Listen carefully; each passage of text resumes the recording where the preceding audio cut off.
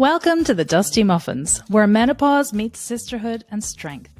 We're three menopause specialists coming together to laugh, share, and empower you through the wild ride of menopause and perimenopause. Whether you're curious, confused, or just looking for real talk, you're in the right place. We're here to answer your burning questions, educate, and advocate, all with a dash of humour and a lot of heart. So pull up a chair and join the conversation. Before we dive in, please remember, while we're doctors, we're not your doctors. This podcast is for educational purposes only and is not a substitute for medical advice. We encourage you to partner with your own medical clinician to address your unique health needs. This is the Dusty Muffins. I am Dr. Rebbecca Hertel. I'm a board-certified osteopathic family medicine physician and a Menopause Society certified practitioner. I have a private telemedicine practice, and I see patients in several different states. I am Dr. Aoife O'Sullivan, a board-certified family physician and Menopause Society certified practitioner, and I see patients through my telemedicine practice here in Oregon and Washington. I'm Dr. Christine Hart Kress, a board-certified women's health nurse practitioner and menopause certified practitioner, and I see patients via telemedicine in several states as well. Welcome back to the Dusty Muffins, the podcast where we talk about menopause, medicine, and why women's healthcare still feels like it was designed in 1890. Today we're celebrating a moment that deserves confetti and champagne. The FDA has officially removed the black box warning from estrogen products. Yes, after 2 decades of unnecessary fear, misinterpretation, and women being handed antidepressants, gabapentin, and positive vibes instead of actual hormones, the terrifying and inaccurate warning label is finally gone.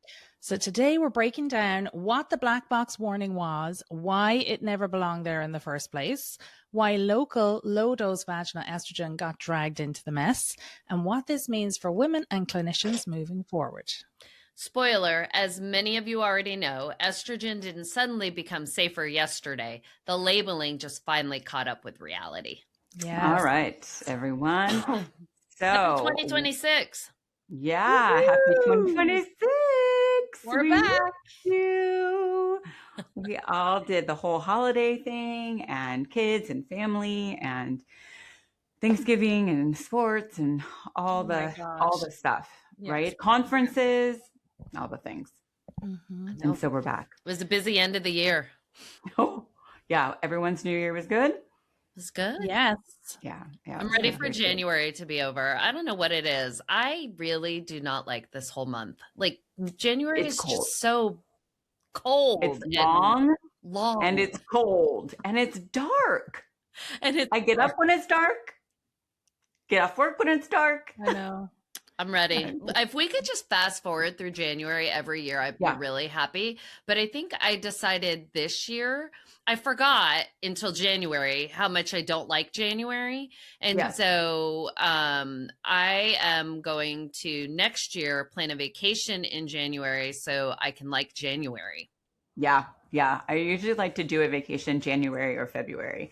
Like even if it's just, a long weekend or something, because it's just like, especially here where it's just so cold. I'm not like I'm sitting here shivering in my office. I'm like, my toes are cold. My fingers are cold.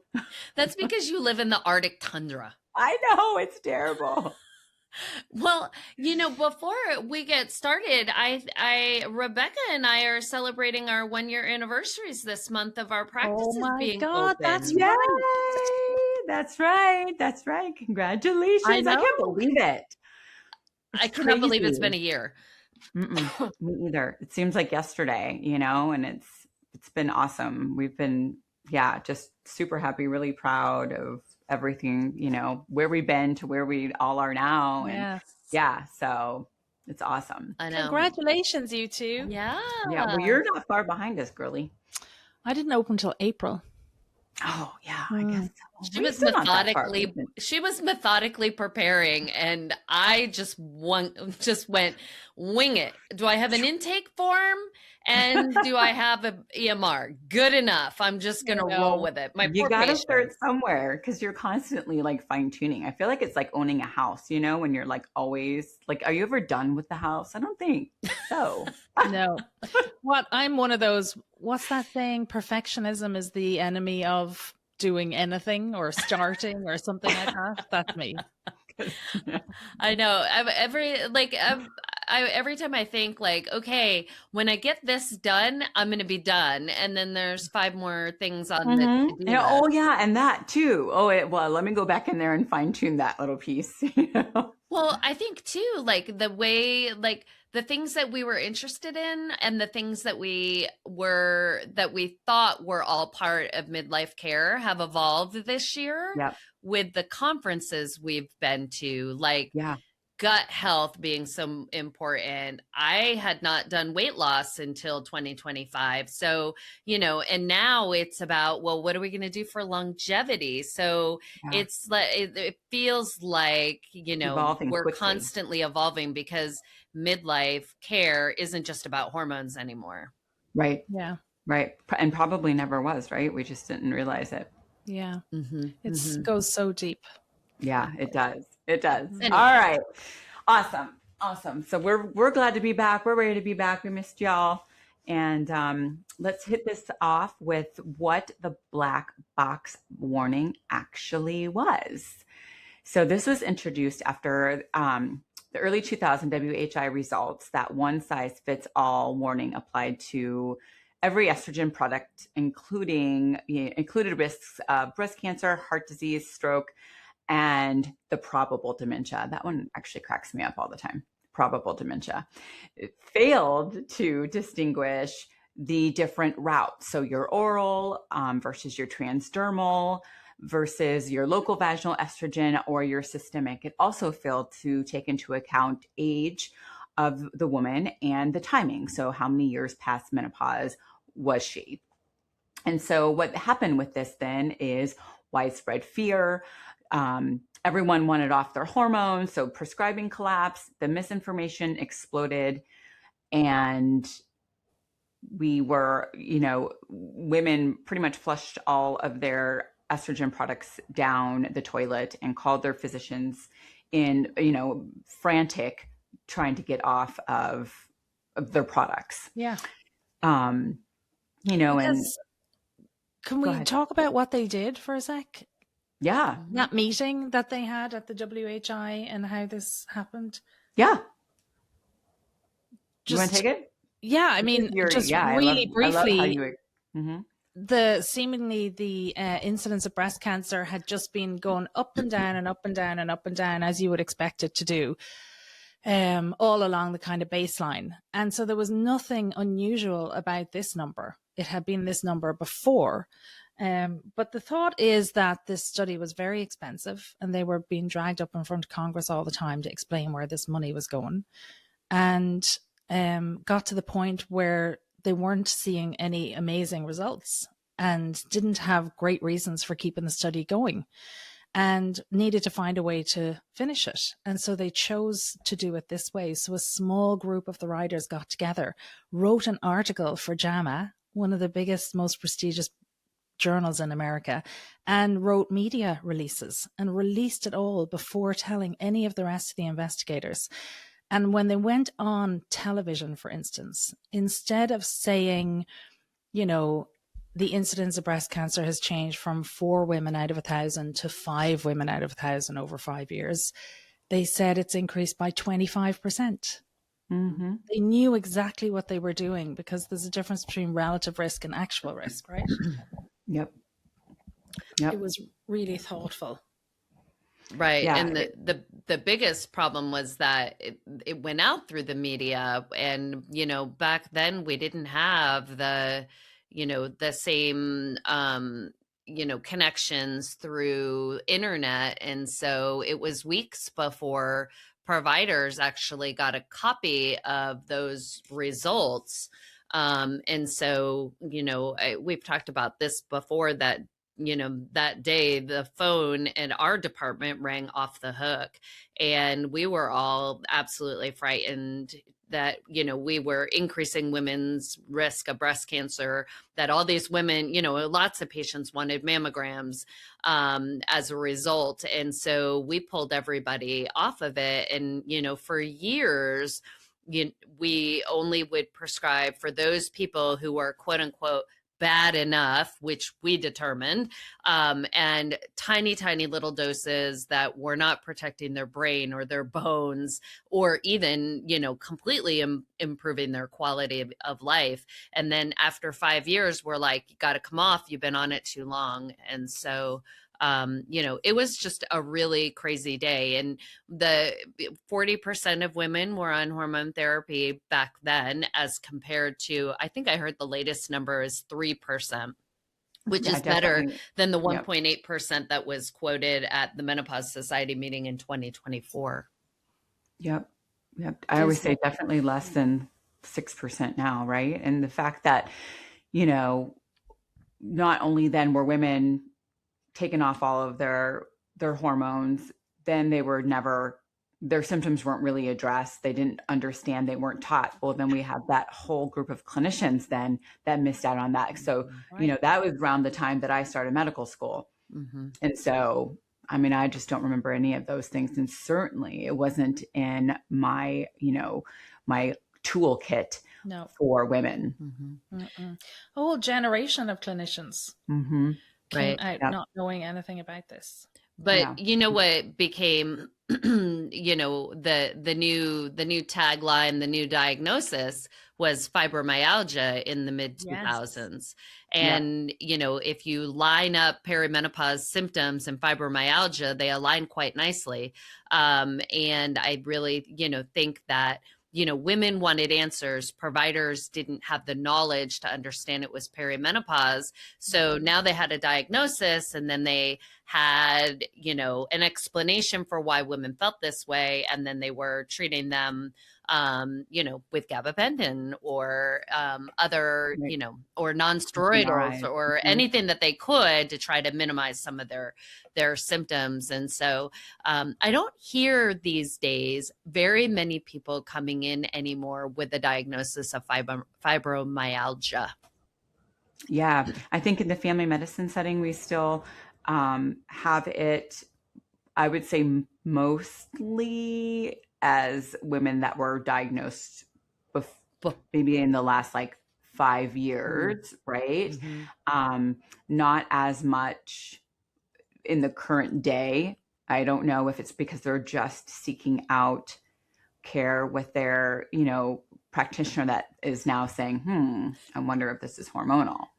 Right. So I'm interested to see where that will go. I know maybe perimenopause will eradicate fibromyalgia, or maybe it will be viewed a little bit differently, or really we'll see the true patients who have fibromyalgia, that chronic pain, because if hormones don't help it, well, then it's something else.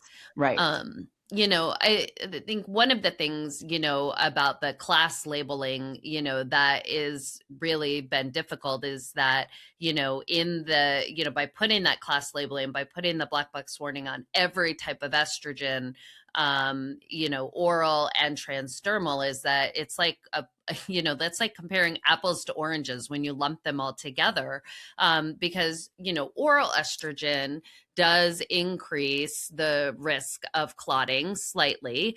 And that's because when you swallow the pill, it metabolizes through your liver and releases clotting factors. But, even if you look at a woman between 50 and 59, that increased risk if you're on no hormone therapy is 5 women out of 1,000. When you're on oral therapy, it goes to 6 women out of 1,000, which is a 0.9% increased risk. But that's only for the first, some people will say 6 months, some people will say 1 year, and then you go back down to baseline. Whereas, transdermal is not associated with an increased risk of blood clots, which is why women who have a prior history of blood clots, we will allow them to be on a transdermal.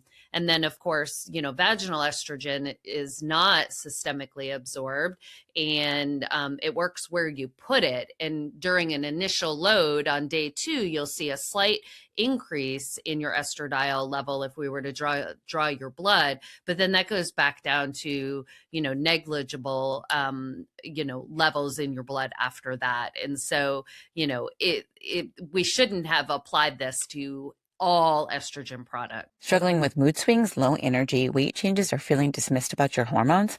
You're not crazy. You're in midlife. I'm Dr. Rebbecca Hertel, board-certified osteopathic physician and certified menopause practitioner. And at Osteopathic Midlife Health, I offer personalized concierge telemedicine for women in multiple states, helping you navigate perimenopause and menopause with expert care focused on hormones, weight, sleep, libido, and more. My approach blends evidence-based medicine with a deep understanding of longevity and precision in midlife health, because this phase isn't just about getting by, it's about thriving for decades to come. So visit www.osteopathicmidlifehealth.com and let's build your roadmap to lasting vitality. No, it's crazy. Yeah. I mean, I explain it to my patients as in, you have a dry patch of skin on your arm and you go to the pharmacy and you buy some 1% hydrocortisone, or you have severe asthma. You end up in the emergency room and we put an IV in your arm and we give you IV Solumedrol, a really potent steroid. Both of them are in the same family. Both of them have completely different potential side effects, risks and benefits. And that's what we did with vaginal estrogen products. We made them have the same warning labels as if you were giving someone, high dose oral estrogen. Yeah. And how many women, I've had so many older women in their 70s that have said, yeah, I remember someone gave that to me and then I read the package insert and I never tried it. Yeah. Our own patients, my own patients do that after I've spent 15 minutes having the conversation with them. Yeah. Yeah. I mean, there's no evidence of that, right? No evidence of breast cancer, cardiovascular risk. And, these poor women were, denied care and suffered recurrent UTIs and painful intimacy, stopped being intimate with their partners, and I think this whole issue with this then black box warning made, all of these poor clinicians like, oh my gosh, I can't give this to anybody. Yeah.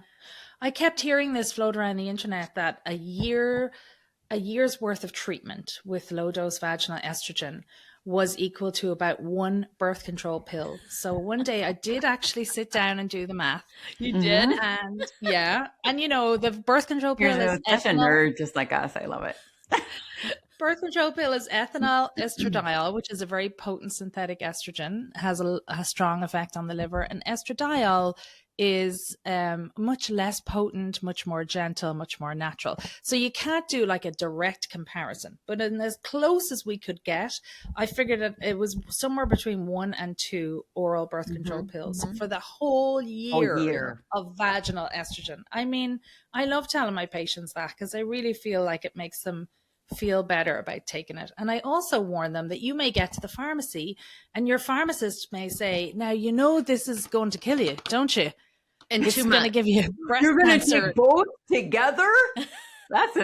You want to throw them into a coronary. Right. They're like, you're thinking of taking this with your patch, with your estrogen gel? You know what that means. You do know you're going to die if you do that, don't you?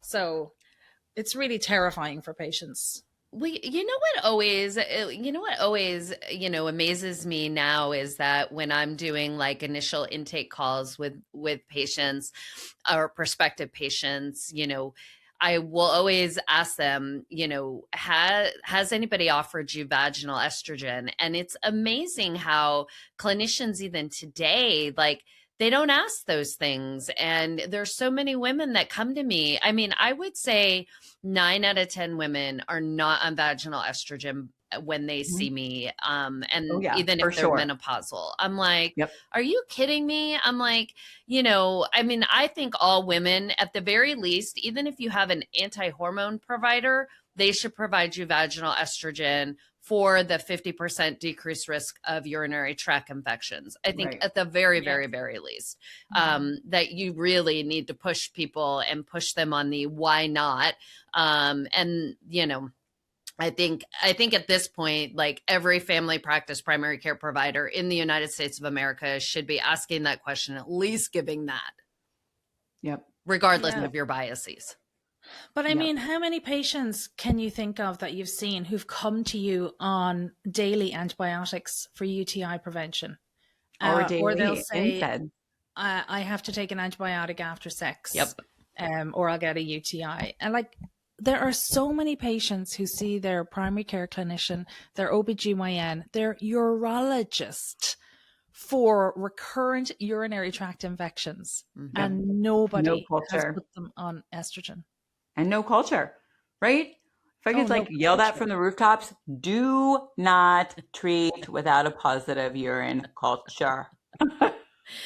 Well, or, you would think that they would just, be frustrated with the number of women coming in, and then the culture is negative, and the phone calls of, you don't have an infection. And then, of course, a lot of people will give the antibiotic before it comes back, because you're trying to, at least get ahead of things so things don't get worse. You get a phone call in the middle of the night.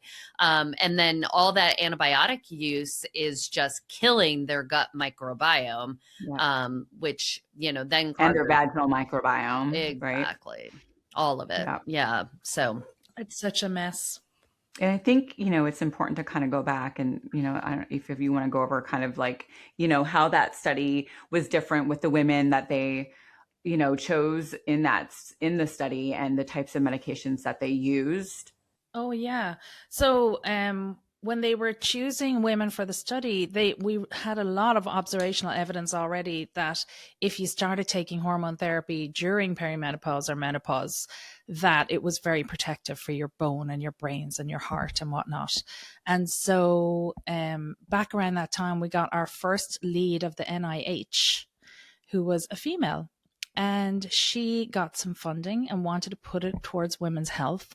And because we had all this information about younger women, they thought, what about older women? What if we looked, cardiovascular disease is the number one killer of women. What about if we could prevent heart attacks and strokes in older women, even if they had missed that window of starting hormones when they were younger? And that's why they chose an older group of women. So it was a cardiology study. It was never to look at breast cancer. And they chose women between the ages of, 49 and 70? No, 50 and 79. And the average age was 63. And I will never understand it. I mean, I was in med school at the time, and I feel like if you come into my, lecture theater and said, now we're going to give a bunch of 70-year-olds high dose oral estrogen and high dose medroxyprogesterone acetate, what do you think is going to happen? I would have been like, aren't they going to get strokes and heart attacks and blood clots? Because both of those medicines orally will increase your risk. Yeah. Well, and you would never use an oral estrogen, usually start one in a woman older than 55 or so, because it would be like starting the birth control pill, And we usually take women off that around 55 because your natural risk of blood clot has increased to a certain point. Right. As we're aging, I think people understand that, those risks can occur with aging. And then obviously other lifestyle factors can increase those risks, and smoking and diabetes and obesity and, the lifestyle factors too. And it was just a group. The whole thing just didn't, and what they were looking for how it got extrapolated to then, women at lower doses for, symptom relief. Mm-hmm, yeah. They didn't even want women who had symptoms. It was just, Right. Yeah. They wouldn't even let you in if you had menopause symptoms, because they knew you'd be able to tell if you were on placebo, and it was supposed to be blinded. So you weren't supposed to be able to tell if you were on placebo or not. So if you were having hot flashes, they didn't want you on the study. They didn't accept you. Yeah. So the whole thing was very odd and changed the course of women's healthcare, and poor old, even vaginal estrogen got dragged into it. Yeah. Just as a point of clarification, in case there's any women out there in their 60s that are on oral estrogen, Premarin different than estradiol, but if you're between 60 and 69, your baseline risk is 8 women out of 1,000, and if you're on oral estrogen, it increases it to 10.5 women out of 1,000 for that 6 to 12 months. Because I do have patients that they don't absorb their gel or their patch, or it's cost prohibitive. to be on, the transdermal, and they don't have any other, things that I'm worried about. Blood pressure is well controlled. And so, there are women who will transition to oral estradiol in their 60s for a variety of reasons. And that's okay. You just need to know that there is an increased risk, because between 50 and 59, that baseline risk is 5 women out of 1,000. 60 to 69, it goes up to 8 when you're not, but that's not being on anything. And so, that's that age trajectory that Rebbecca was just mentioning. But just so that there isn't anybody that's a little freaked out with like, oh my gosh, my provider just switched me to oral. Right. Absolutely. And that comes with all of those risk benefit discussions that your practitioner should really be discussing with you and giving you those statistics and kind of the trajectory of aging. And, I think, like we said, kind of going back also to making, can those aging risks decline the healthier you are going into your mid to late 50s, 60s. Those things may change a little bit as we become healthier women also, right? And so, yeah. And I think too, looking too is, I always look to see, has a woman previously been challenged? Have they been challenged because they've been on birth control pills, pregnancy, or 6 weeks postpartum, which are all 10, 20, and 64 women out of 1,000. So much, much higher rates of blood clots. And so if you've been challenged with those things throughout your life and have done fine, then I'm okay if you're in your 60s and you want to be on oral estradiol. It's all part of that conversation, but a clinician who's well versed should be able to give you all of that and be able to also make that determination with you. And there are women out there in their 90s kicking it who have been on Premarin, the combined equine estrogen, for their whole lives. So yeah, I know we villainize it. And the one thing that I heard lately, I heard someone, I don't remember who said it, someone on social media, it might have been Dr. Lauren Stryker, who said, there's nothing more natural than Premarin, pregnant mare's urine. And then I heard somebody else call it a synthetic estrogen. And I was like, I really looked at it as the most natural of them all. It is natural. Yeah, it is. Just, it's not human, but yeah. So. Right. It's not synthetic like your birth control pills. Yeah. Do you guys look at it as synthetic? Like ethinyl estradiol. I don't, but I think you're right. I think people do that on not realizing that it's not synthetic. It's conjugated equine estrogen. It's from pregnant mare's urine. It's not ethinyl estradiol, right? And that's how I look at it. Yeah. I think sometimes that is all lumped together. I would agree with you. With that class labeling. Yeah, exactly. Exactly. And so, what types of things, do you want to talk about the types of things that we saw, after that huge drop in hormone therapy and now kind of what we're seeing rise as far as, health risks for midlife women? Want the Dusty Muffins at your next event? We do panels, live podcasts, and talks that bring the heat, literally. Corporate, see-me, or retreats, we've got you. So hit us up at thedustymuffins333@gmail.com or DM us on Instagram at thedustymuffins. Yeah, Dr. Heidi Flagg has that beautiful graphic on her Instagram page. I don't know who made that. She made it or somebody else, but it is so good. And it just shows around the time of the WHI results and then up into the 2000s. And you see the hormone therapy levels drop and you see antidepressant use rise. You see anxiety medications. I think it's Xanax. What else does she use? Sleep medications. Trazodone is on there, and just all antidepressants, right? Yeah, all antidepressant use. Exactly. Which also have, labeling. Black box labeling as well. We love our antidepressants. They're great, but they also have a black label. So does aspirin. So does ibuprofen. A black box. Sure does. But we don't. And we so don't let that scare us.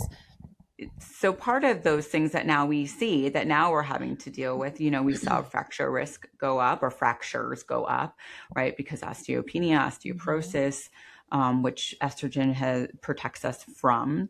And again, untreated vasomotor symptoms. And, all of us, we like to make sure that those are controlled, because those have their own risks associated with uncontrolled vasomotor symptoms. Yeah. And then, like you said, antidepressants, sleep medications. And so, it changed, millions of women between that time and now.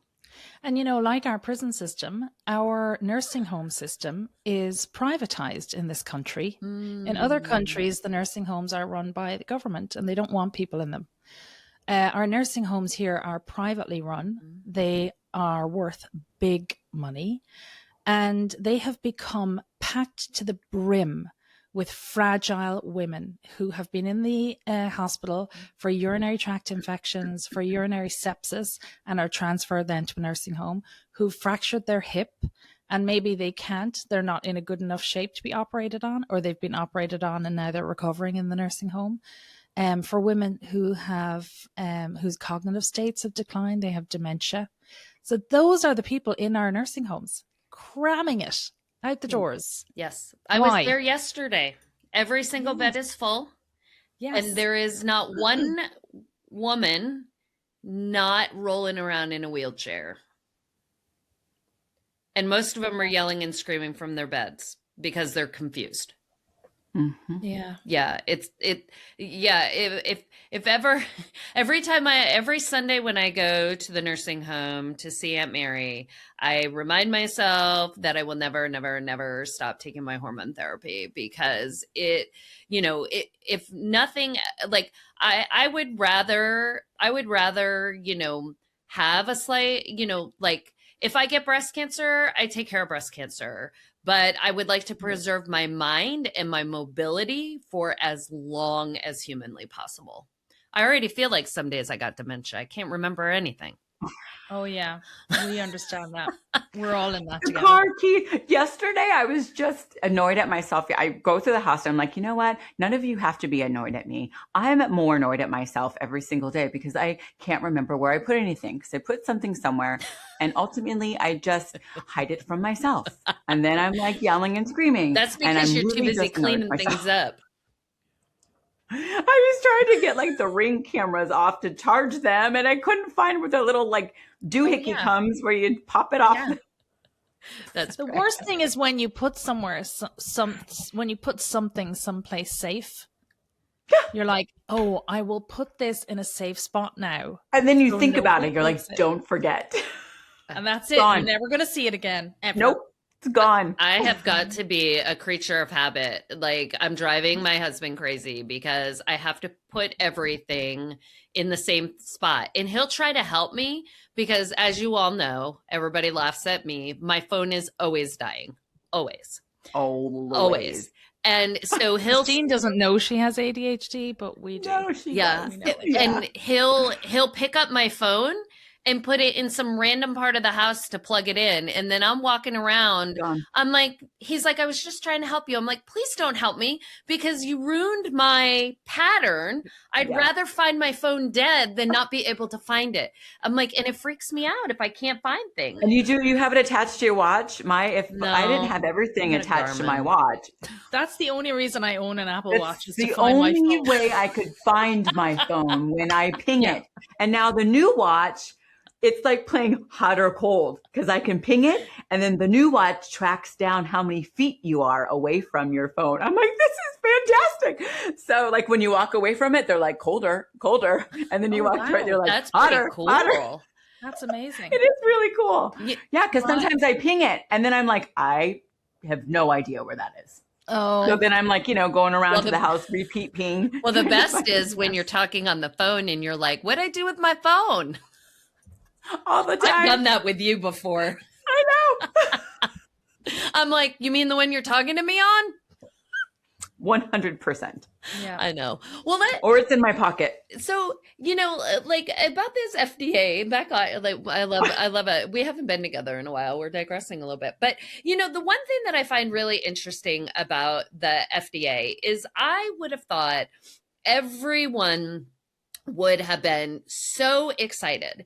And I was really disappointed at the number of providers, the number of commentary out there in social media about people being upset about the results, about the black box warning, because I think a lot of people thought it was only going to remove the black box warning from estrogen because that was the original thing for Dr. Kasperson and Dr. Rubin, who started this movement. And instead they removed it from all products, which I think there is still even some confusion about that piece. But the comment was that they didn't follow the normal process that they would at the FDA. They didn't have their expert panel.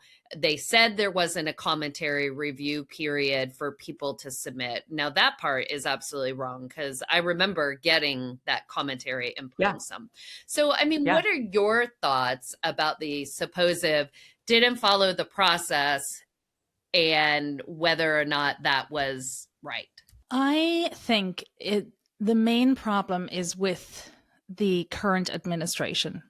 I think RFK Jr. is the Secretary of Health and Human Services with no medical training and has certain views on science and vaccines, for instance, things that we proved long ago are beneficial for us.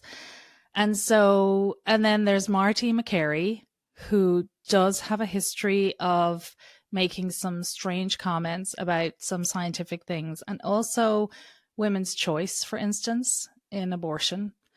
And so I think having those two decide to make this change is what casts suspicion over things.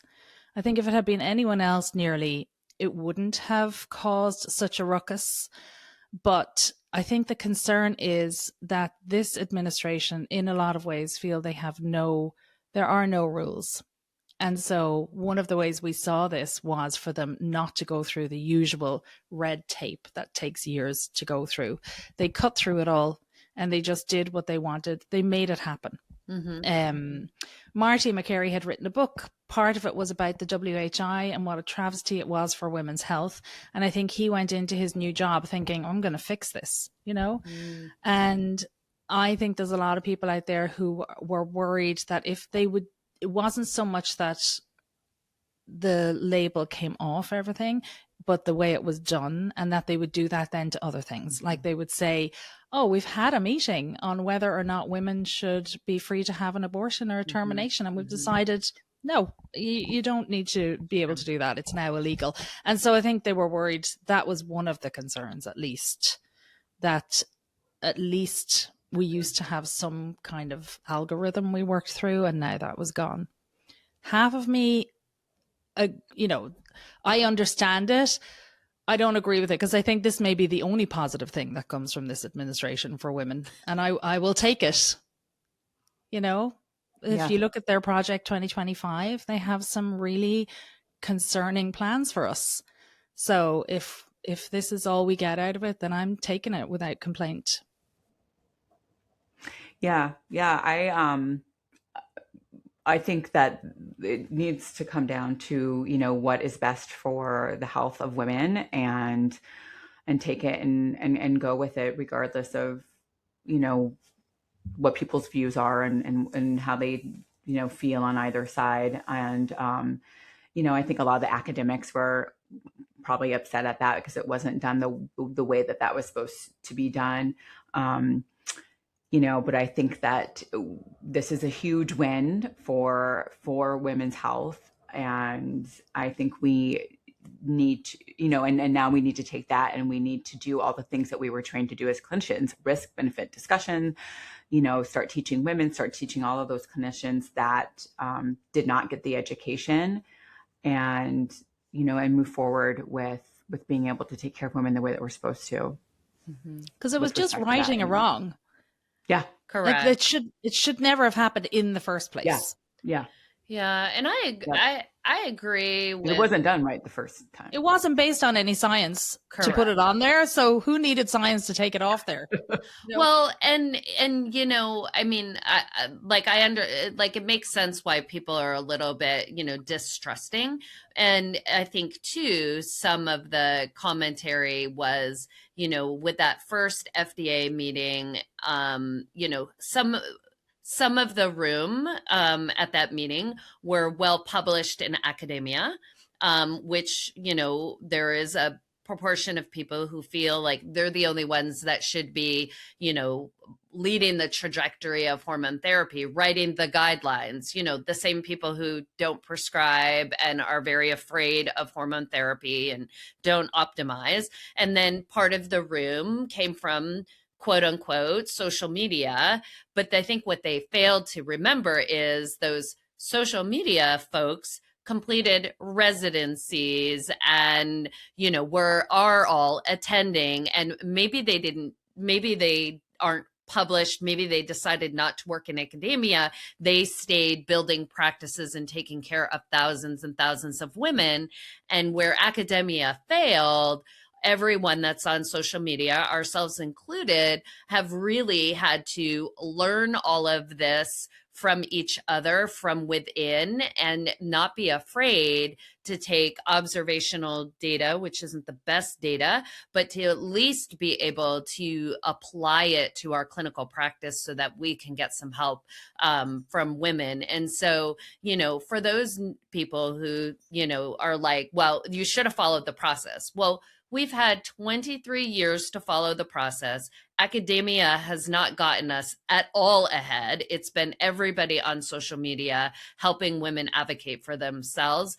And so for that, I am grateful. I just hope, like you said, it's not applied in places that are not as obvious as this. This was obvious screw up. So, you know, I think it's, you know, something that's way overdue from happening. But you're right. I hope they don't do it to things, you know, where it impacts other women's health issues. Yep. No, I agree. And so, you know, I think that the whole point here is that the science was the same science, right? Like we kind of said, it was an interpretation of the science. Yes. And during, you know, Marty McCary did a phone call on YouTube, and anyone can listen to it after the fact. And they went through how they researched this and how they came to a decision to take the black box warning off. And there were two doctors there. One was Dr. Christine Wynn and Dr. Christina Chang. Christine Wynn is the deputy director for the office that oversees the division that regulates hormone therapy. And Dr. Christina Chang is the division director that oversees hormone therapy. And so their job after that meeting in July, where we thought, okay, things are going to happen, was to go back through all the research. So they did that. Their whole teams went through all the research that we have on this planet to do with estrogen.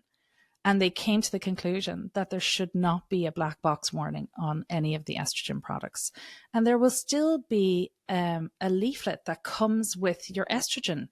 And it will say, you know, we don't have enough research to say that this particular form of estrogen couldn't increase your risk of heart attack over the first year. You know, so it will have rational warnings on it that make sense for that particular product that you're holding in your hand. But not everything labeled estrogen is labeled with that warning. So just, I mean, it's so basic. It's such a low bar. They're basically just doing what they've done for every other medication on the planet. They're writing a specific warning label for each, or warning insert, risks and benefits for each product. So I don't know what all the hullabaloo was about either, why everyone was getting all their clutching their pearls. Maybe because they weren't at the table. You like that? Yes, I think that was the problem. And a lot of them were invited and chose not to go. You know? Mm-hmm. Yeah. And that's kind of where that's your decision. That's right. Exactly. And sometimes we have to put some things aside to take, the good out of it for the greater good, and interestingly enough, there's all the talk now on male testosterone and, that's really exciting stuff coming to the forefront too, of how important it is for them and, changing those warnings and getting it off the controlled substance list. So which would help all of us. That would be so amazing. All humans. Oh my God. All humans. I'm just like, again, something that should never have happened. No, it's not the same thing. That testosterone, our natural testosterone that we prescribe, should never have been on that scheduled drug list ever. Well, no, that is not the same stuff that we are doping. And I wonder if it'll be seen a little bit differently, because I to my knowledge, right, there isn't anyone, like, it's all academics and mostly men on that testosterone panel. Is that right? There was 1 or 2 women on there, like a urologist. I'd have to go back and look at it. Maybe we'll do one. It was really good. I watched the whole entire thing, and I was pretty impressed. Ortho was on there, urology. I thought it was very good. We'll have to put that link in both the FDA talks and that link on the testosterone, because hopefully we'll be celebrating testosterone later this year. Yes, absolutely. All right. So that takes us to our quick clinician takeaways. Does anyone want to start first or just go through it? I suppose. Sure. Yeah, just read it there. Okay. Local estrogen is first line for the genital urinary syndrome of menopause, or GSM. Transdermal estradiol has lower thrombotic risk, low to like none. Timing matters 100% within the first 10 years of menopause. We know you get what we like to call your most bang for your buck. It does not mean that if you are 11 years out or 12 years out, you don't deserve a risk-benefit discussion. Everyone does, no matter what stage of peri or menopause transition you are in. And it deserves an individualized risk-benefit discussion, just like we said, over blanketed fear. Okay. Fabulous. So today's takeaway: estrogen didn't get safer overnight. The label finally got smarter. The black box warnings scared a generation of clinicians, sidelined millions of women from effective treatment, and quietly rewrote menopause care, not based on physiology, but on panic. Now the FDA has done what menopause specialists have been saying for years. Local estrogen is safe. Systemic estrogen is nuanced, and women deserve evidence, not fear. If you're a clinician, consider this your official permission slip. If you're a woman, consider this your sign to ask more questions. And if anyone still says, I don't believe in hormone therapy, that's fine. Gravity doesn't believe in them either, but it still works. See you next time on the Dusty Muffins. And don't forget to subscribe and follow us on Instagram. Bye, everyone. Bye.